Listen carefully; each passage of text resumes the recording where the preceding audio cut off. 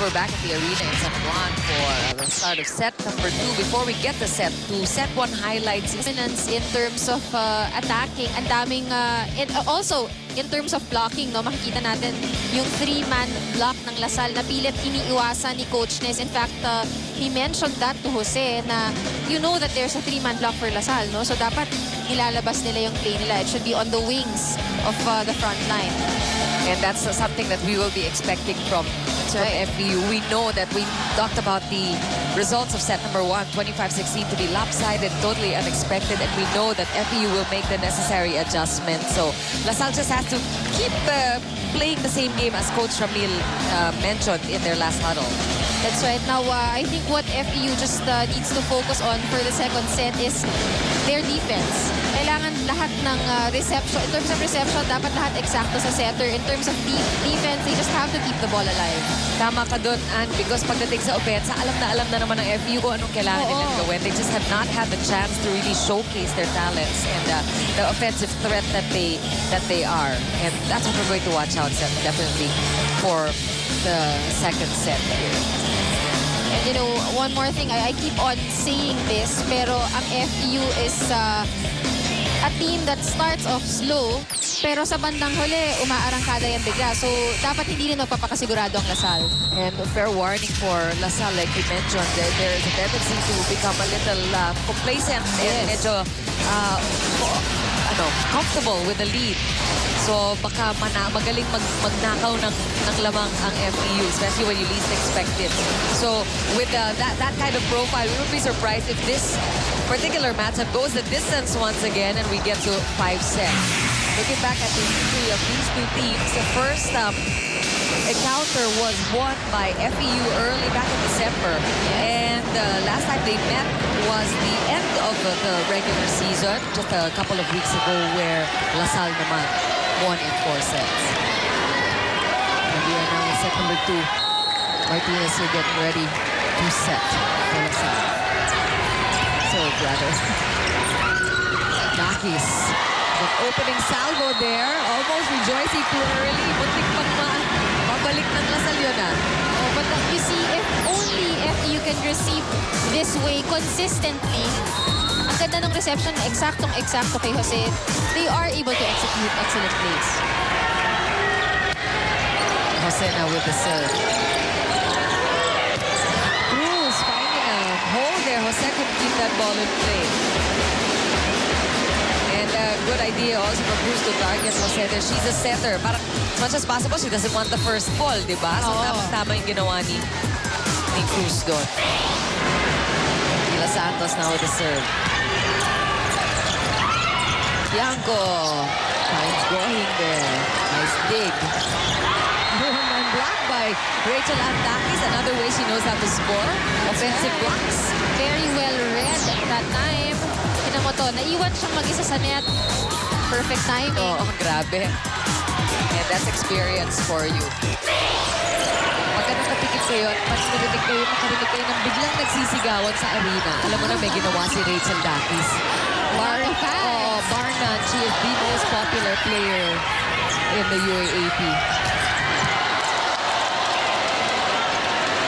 Mercado. Oh, she scores on the block there. But talk about steady. Si Steph Mercado. That's the kind of player that she has become. And that's the kind of, I guess, the quality of play that she offers to Lasal every single time. That's right. We've seen her when she was still starting. Kita mo, no? A big improvement in how she's playing. Talaga yung maturity in also now that she's one of the more senior players of Lasal. Tsaka tsinaga niya yan. Started from there. Di ba? Nakikita mo ba yan? Na talagang just sitting at the bench, starting very early, and now she has bloomed and matured into one of the best players of Lasal. And why is the crowd screaming? It's because Rachel Andakis is serving a service ace. Tuila Santos there. It's the captain against the captain of Lasal. Oh, captain, my captain. Fifth-year player Rachel Andakis wants to go out with a bang here. Mercado. vertical leap ni Mercado. Once again, Steph Mercado tried to go off the block and good play there by Morada. Great blocking by FEU. Mila Santos from behind it. No! Sayang! Great play from Morada. Tapos nagkagulo sa kanyang kick there. And she knew that. She apologized right away to the bench. She was still moving, but she wanted to see. Umaatras siya pero she wanted to get the ball. Vivas. Perfect. Big there by Gohin. And Jose also giving it to Tiangco. Vivas again off the block. Mila Santos saves the day for LaSalle. Mercado chasing down that set. And she scores 3 in a row there for Steph Mercado. Kita mo yun eh. Medyo napalayo yung yung starting point ni Steph Mercado pero hinabol pa rin niya yung bola.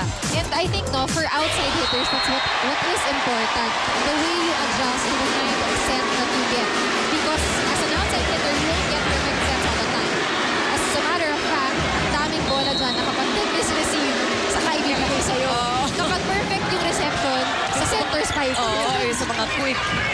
Tama. Alam na alam. Kaya mo yata yun. Parang sanay na sanay ka doon. And there's an error.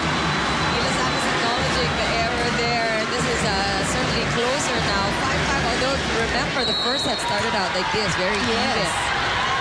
Now, it's just a matter of finding out now which team can sustain this kind of momentum throughout. LaSalle now with a 1-point lead. They took the first set. 25-16 was the score in that first set. And looking at the audience that we have here, I'm just amazed at how, packed the arena is. Sabi nga nila 11:30 pa lang daw, may nakapili na sa labas.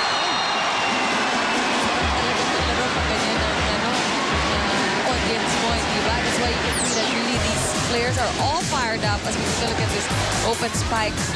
That's good enough again for LaSalle. Jose Vivas.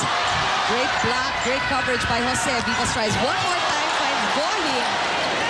Gohin doing an amazing job. She is the defensive specialist, and Morada lapsing into errors here. It's been either miss for Morada. Dami niyang errors, pero ang dami din niya nasa score. So, she's just offset. Offset lang. Timeout, FEU.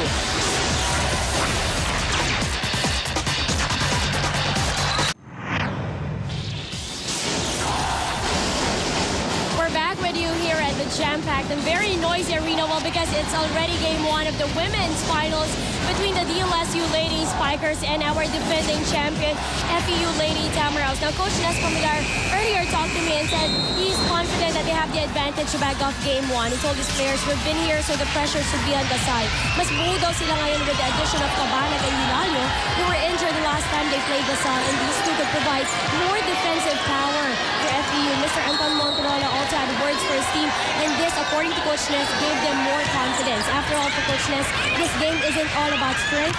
Tibay ng dibdib at puso daw magdadala sa FEU. All right, thanks for that, Risa. Tibay ng dibdib. Look at this last point from Morada. Sayang, di na-capture ng camera. Ayan. Si Morada, isa pa yan na ang sarap-sarap panuorin. Oh, of course. Crowd favorite also Morada there. Gonzalez has been pretty quiet so far. Hindi pa niya pinapakita yung mga running hits niya, yung mga quick stuff. And an error there. Too strong. That attack coming from Vivas. And that's point for LaSalle. And the crowd just loving the exchanges here. Really having a good time at the arena. Coach Nas talked about a deeper bench today with some of these players coming out of the injury list. Same goes with LaSalle. I think both teams enjoy a deep bench. Meron silang maraming options, pero wala pa linalabas. Ha? It's